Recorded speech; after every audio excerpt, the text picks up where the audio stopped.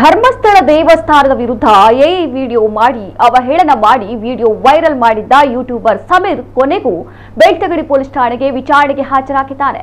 ಬೆಳಗ್ಗೆ 10:30 ವೇಳೆಗೆ ವಿಚಾರಣೆಗೆ ಬರುವುದಾಗಿ ಹೇಳಿದ್ದ ಸಮೀರ್ ವಕೀಲರೊಂದಿಗೆ ಮಧ್ಯಾಹ್ನ 1 ಗಂಟೆ ಹೊತ್ತಿಗೆ ಹಾಜರಾಗಿದ್ದಾನೆ. ಸುಮಾರು 5 ಗಂಟೆಗಳ ಕಾಲ ಈತನನ್ನ ಠಾಣಾಧಿಕಾರಿಗಳು ತೀವ್ರ ವಿಚಾರಣೆಗೆ ಒಳಪಡಿಸಿದ್ದಾರೆ. ಸಂಜೆ ಬಿಡುಗಡೆ ಮಾಡಿದ್ರು. ಇಂದು ಮತ್ತೆ ವಿಚಾರಣೆ ಮಾಡುವ ಸಾಧ್ಯತೆ ಇದೆ ಎಂದು ತಿಳಿದು ಬಂದಿದೆ. ಯೂಟ್ಯೂಬ್ ವಾಹಿನಿಯ ಸಮೀರ್ಗೆ ಕೋರ್ಟ್ ಇತ್ತೀಚೆಗೆ ನಿರೀಕ್ಷಣಾ ಜಾಮೀನು ಮಂಜೂರು ಮಾಡಿತ್ತು. ಧರ್ಮಸ್ಥಳ ಠಾಣೆಯಲ್ಲಿ ಈತನ ವಿರುದ್ಧ ಪ್ರಕರಣ ದಾಖಲಾಗಿತ್ತು. ಕೋರ್ಟ್ ಜಾಮೀನು ಬಳಿಕ ಧರ್ಮಸ್ಥಳದಲ್ಲಿ ತನಗೆ ಜೀವ ಬೆದರಿಕೆ ಇರುವುದಾಗಿ ಹೇಳಿಕೊಂಡಿದ್ದ. ಈ ಹಿನ್ನೆಲೆ ಬೆಳ್ತಂಗಡಿ ಠಾಣೆಗೆ ಹಾಜರಾಗಲು ಪೊಲೀಸರು ಸೂಚಿಸಿದ್ರು. ವಿಚಾರಣೆ ನಡೆಸಿದ ಬಳಿಕ ಸಂಜೆ ವೇಳೆಗೆ ಈತನನ್ನ ಬಿಡುಗಡೆ ಮಾಡಲಾಗಿದೆ.